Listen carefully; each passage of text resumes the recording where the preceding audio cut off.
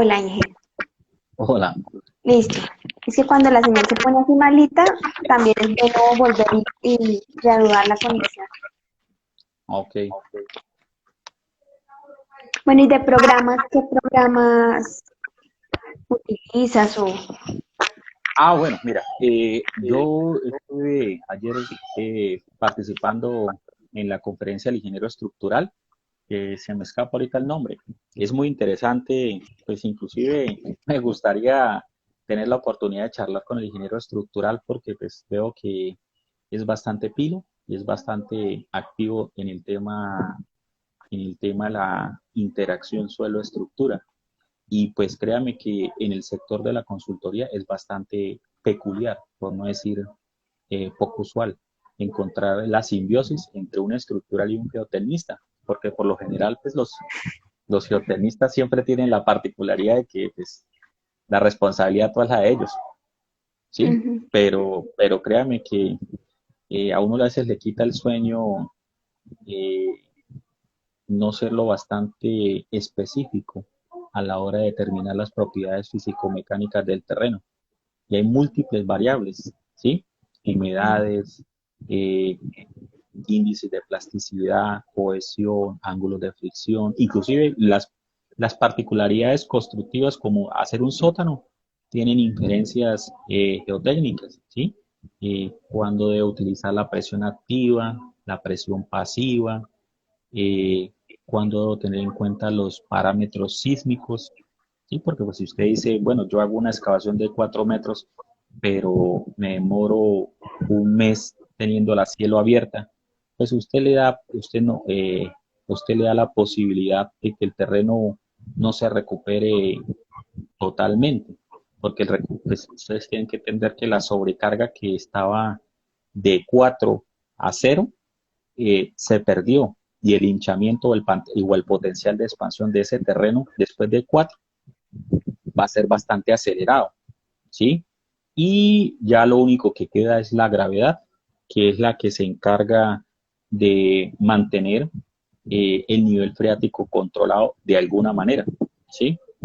Eh, pero pues quisiera que los 30 participantes que están, pues me preguntaran algunas cosas. Yo sé que hay muchos profesionales que trabajan en diferentes campos y pues la idea de esta pequeña sesión es con el ingeniero estructural, pues le hago la invitación y me uno a la, a la propuesta que él particularmente hizo sobre mejorar los escenarios en hacer como algo más largo, ¿sí? Como un foro, ¿sí?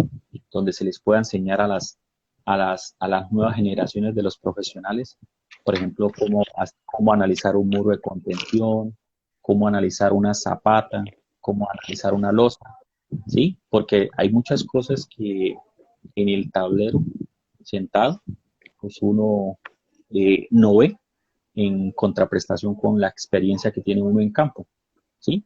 Pero le da el discernimiento en campo de usted decir con propiedad si se están haciendo bien o no las cosas, si se está haciendo que la, la, el refuerzo quede en contacto directo con el material, con el terreno, o que no haya un aislamiento, una protección contra el nivel freático o contra el material orgánico, ¿sí?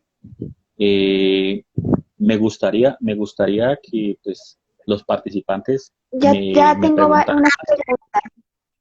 Bueno, dice, por qué los estructurales dicen que los micropilotes no están teóricamente bien definidos ni estructurados? No. Lo que pasa es que hay muchas teorías, ¿sí? En el comportamiento de una pila individual y de un grupo de pilas, ¿sí? Cuando usted hace el análisis de una micropila o un micropilote, usted utiliza ecuaciones como capacidad de soporte, ¿sí? Igual que una cimentación superficial, obviamente. Pues usted tiene que también entender de que es como si usted tuviese una columna confinada en un material elástico, ¿sí? Que el material elástico ejerce fuerzas en la estructura, perimetralmente hablando, ¿sí? Que teóricamente uno en la punta del micropilote induce el empotramiento, induce, más no lo, más no es 100% real el modelo, ¿sí? Lo que se hace es que la carga que transmite la cimentación se distribuye a lo largo de la cimentación profunda, en este caso el micropilote, ¿sí? Lo único que uno debe tener en cuenta es de que los bulbos de presión que se generan perimetralmente en el micropilote no se traslapen con el micropilote más cercano, porque generan zonas de falla, generan lo que se llaman cárcavas o líneas de rotura, que las tensiones se traslapan y generan desbordamiento y generan protuberancias cóncavas en los esfuerzos. Entonces se van formando cárcavas entre los micropilotes. Y pues al generarse cárcavas o fallas o líneas de falla entre los bulbos de las presiones, generan a futuro pérdida en la eficiencia de los micropilotes. Y pues si usted pierde eficiencia en la cimentación que usted está proyectando, pues a futuro está generando una patología. ¿Y cuál es la patología? Que la cimentación que usted contempló no le está trabajando adecuadamente. Entiendo. Tenemos otra, las cimentaciones para construcciones industrializadas tipo túnel se diseñan y cumplen los mismos parámetros para un tipo de construcción normal. No no le entendí la pregunta, ¿me la puede repetir? Las cimentaciones para construcciones industrializadas tipo túnel se diseñan y cumplen los mismos parámetros para un tipo de construcción normal. A ver, las construcciones en sistema industrializado son de dos tipos, cimientos corridos y losas de cimentación. ¿Sí? Eh, en Colombia se ha venido desarrollando una construcción acelerada del sistema industrializado para todos los estratos, ¿sí? Desde el estrato más humilde hasta los estratos más opulentos. ¿Cuál es el inconveniente? ¿Sí? El sistema industrializado nació para dar soluciones de vivienda rápida a las personas más desfavorecidas. Lo que pasa es que, pues, todo lo volvieron un negocio, ¿sí? Pues no era lo mismo usted en un sistema aporticado tradicional, que se puede demorar un año y medio o 2 años haciendo su obra, hacerla en un sistema tan constructivamente ventajoso, que es hacer el mismo número de niveles en un tercio del tiempo esperado. Y el tema de la cimentación en sistema industrializado, pues a mi criterio, yo nunca he recomendado cimientos corridos, ¿sí? En sistemas industrializados. ¿Por qué? Eh, el comportamiento de los cimientos corridos son individuales. Entonces, en el caso más desfavorable, se pueden presentar asentamientos, ¿sí? Sean primarios, secundarios o diferenciales en un cimiento corrido. ¿Cuál es el inconveniente? Que la patología es individual, aísla al resto de la estructura del comportamiento de ese elemento que puede sufrir. En cambio, en el cimiento de losa maciza, ¿sí? O viga nervada, ¿sí? El comportamiento es totalmente monolítico, ¿sí? Le soy sincero, jamás he visto, en mi experiencia, jamás he visto en sistemas industrializados micropilotes, ¿sí? Porque eso es antieconómico, la verdad. Eh, es más fácil hacer mejoramientos, ¿sí? Para un sistema industrializado, hacer mejoramientos que hacer micropilotes o pilotes, ¿sí? Listo. Muchas gracias, y espérame, miro si hay alguna otra pregunta.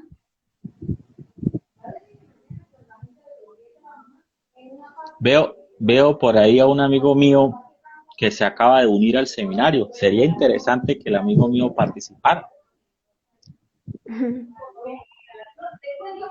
¿sí? Entonces, el ingeniero Emel Lobo, Él es colega mío y compañero de estudio y es un ingeniero bastante pilo.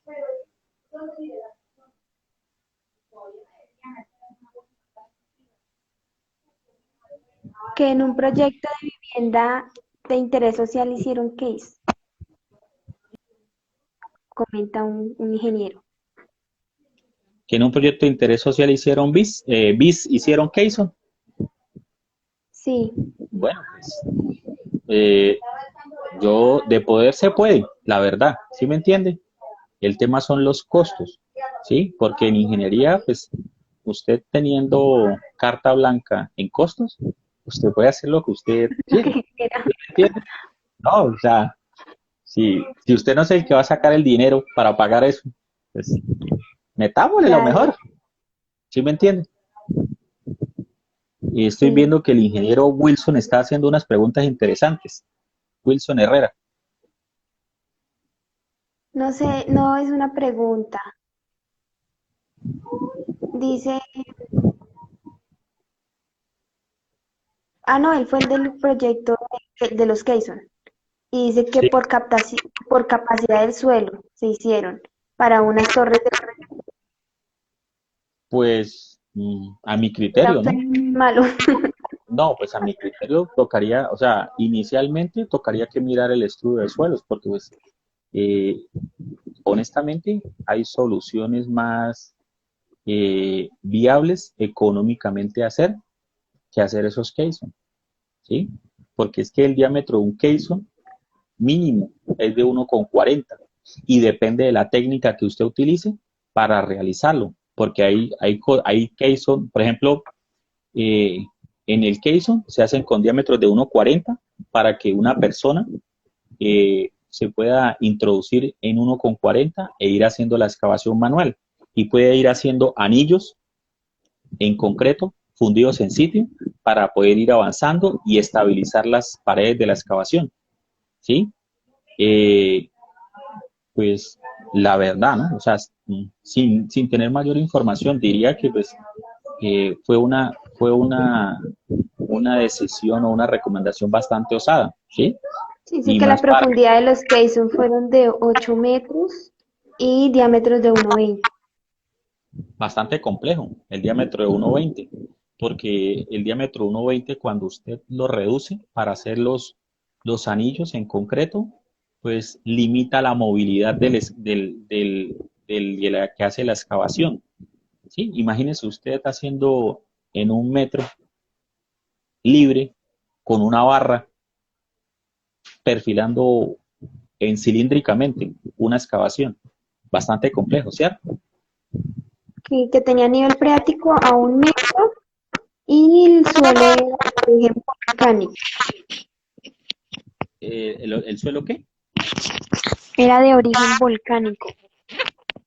¿De origen volcánico?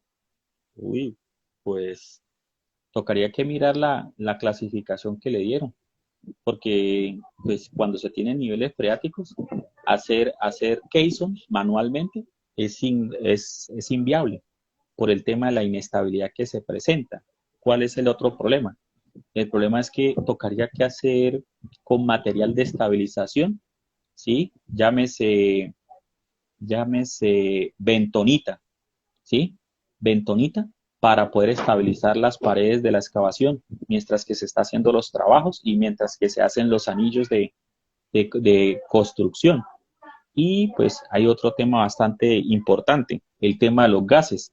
Si el material es de origen volcánico, pues tocaría que mirar con un extractor y un detector de gases los trabajos, porque pues en mi experiencia, yo trabajé un tiempito ahí en la vía de Cúcuta Pamplona y pues tengo la experiencia que lastimosamente perdimos 3 compañeros de trabajo que hicieron pilas de excavación debido a gases. Entonces, pues el tema que hace el ingeniero Wilson es muy interesante, pero le soy sincero, el ingeniero Wilson, pues yo le diría que pues, le dieron la opción más práctica por salir del paso, la verdad, porque eso hace antieconómico para un proyecto de interés social, que son de 115 salarios mínimos, un apartamento para hacer una cimentación de ese tipo. Yo le hubiera recomendado otras alternativas, ¿sí? Si hubiera podido, pues con lo que, pues yo le hubiera asegurado que hasta hubiese podido hacer con la tercera parte de lo que gastó en esos cases, se hubiera podido hacer complementar los estudios y se hubiera podido hacer otro tipo de, de opción para la cimentación, ¿sí? Hay estabilizaciones mecánicas, que es el material de mejoramiento, hay estabilizaciones químicas, ¿sí? Están las famosas inyecciones de consolidación o de baja movilidad, están las famosas inyecciones de columna en piedra, ¿sí? Que son lo mismo que los Keyson, pero con columnas de piedra. Están los famosos pilotes hincados en madera o los pilotes hincados en metálicas. Hay una cantidad de opciones, ¿sí? Que se pueden realizar, ¿sí? Obviamente, pues, entre más uno tenga el terreno al cual va a cimentar, caracterizado física y mecánicamente, pues, usted lo puede analizar con una mayor propiedad, Inge, tenemos una pregunta. ¿sí? ¿Qué es más recomendado, cimentaciones fabricadas o fundidas in situ y por qué? Pues depende. Lo que pasa es que depende de la topografía, de las condiciones del proyecto, de la disponibilidad de los equipos y de los materiales. Por ejemplo, cuando no se puede, por las condiciones del terreno, tener una planta de concreto cerca o el concreto premezclado se demora mucho en llegar, el ingeniero consultor debe determinar si es idóneo o es propio trabajar con elementos prefabricados, digamos, en el caso de pilotes. Usted puede hacer pilotes hincados. Usted compra el pilote, diseña el pilote, calcula el pilote y dice, no, yo voy a traer una máquina y voy a hincar el pilote, ¿sí? Porque pues me sale más barato tener una máquina o una hincadora de pilote en la obra y que me hinque los pilotes ahí al lado, teniéndolos. Que decir, no, yo me doy la pela o me doy la oportunidad o el chance de hacer pilotes en obra, pero el problema es que el agua es de difícil acceso, eh, el cemento me lo despachan cada 8 días, no tengo posibilidades de almacenaje, el concreto premezclado se me demora más de 3 horas en llegar, los aditivos como los plastificantes, reductores de plasticidad, de productores de agua, me impiden a que yo pueda trabajar de más de 3 horas con aditivos o con plastificantes para poder darle manejabilidad al proyecto. ¿Sí? Vale. Entonces, es un estudio también, aparte de técnico, económico. ¿Cómo cambian las variables o parámetros en un diseño de la cimentación para un puente? ¿Desde qué punto de vista me lo pregunta? Porque pues la pregunta es bastante somera. Eh, los parámetros con respecto a qué? Capacidad portante, fuerzas actuantes, opciones de diseño, tipología de la estructura. O sea, si especifica un poquito la pregunta, pues se le puede responder.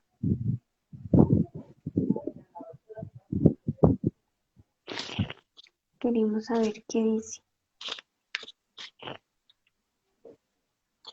Bueno, dije muchísimas gracias de verdad por la información, por el ratico.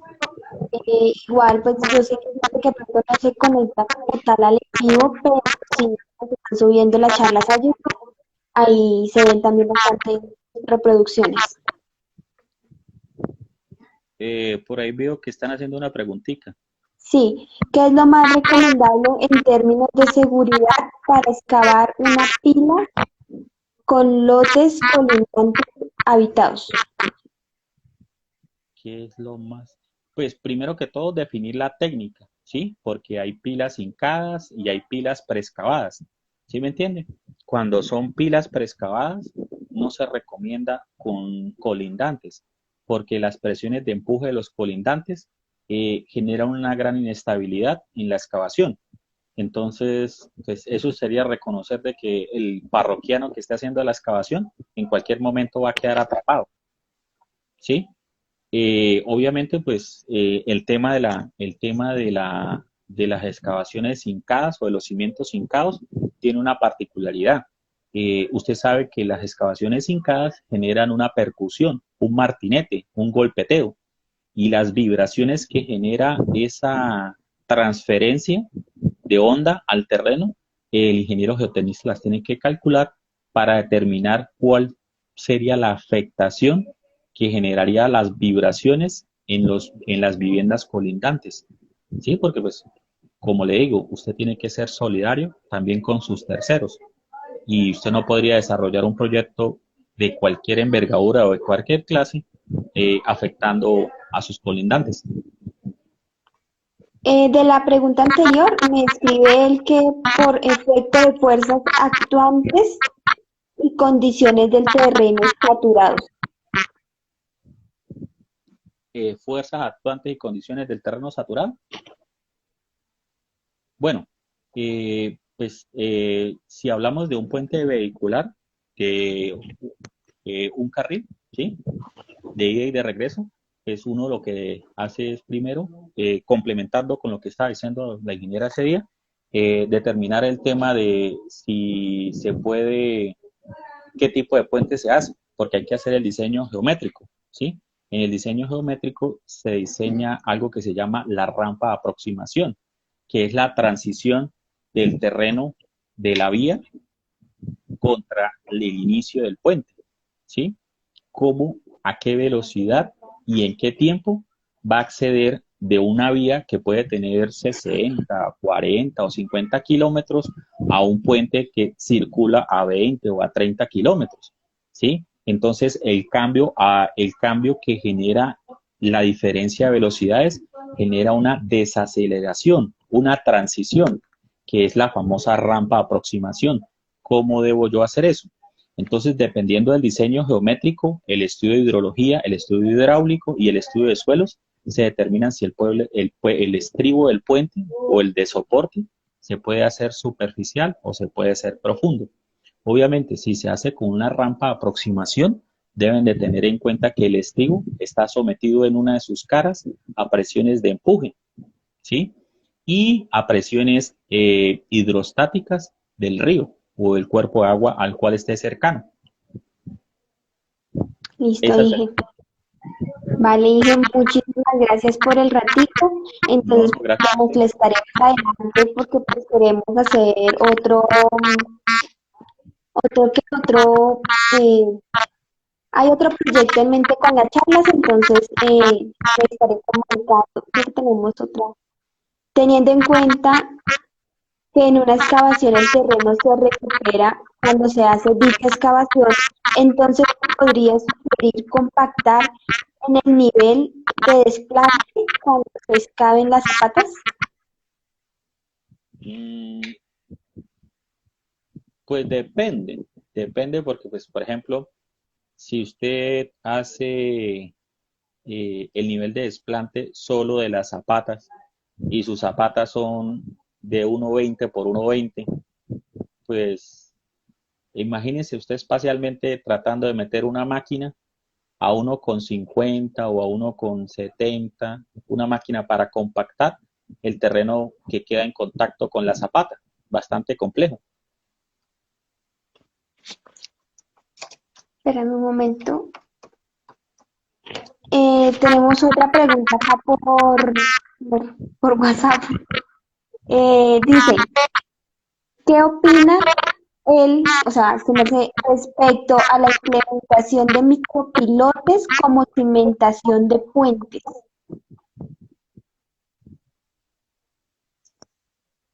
Pues depende del tamaño del puente, ¿sí me entiende? Y de las cargas, porque si es un puente de gran envergadura o de luz, eh, es poco probable, es poco probable.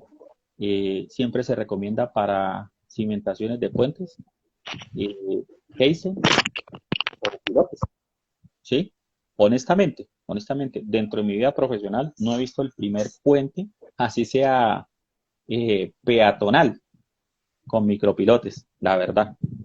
He visto muchas teorías, ¿sí? He visto muchas teorías, pero como le digo, el tema son las luces y el tipo de estructura que se llame puente, puente peatonal, puente vehicular, puente de servicio de transporte de carga pesada, ¿sí me entienden?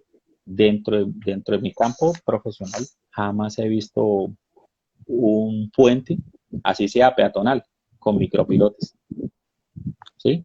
Listo, Inge. Muchas gracias. Bueno, Inge, Ok, entonces, muchísimas gracias. Nos sí, estoy no, molestando más adelante. Vale, claro, claro, no, y gracias a todos por participar hoy. listo. Gracias. Chao. Hasta luego.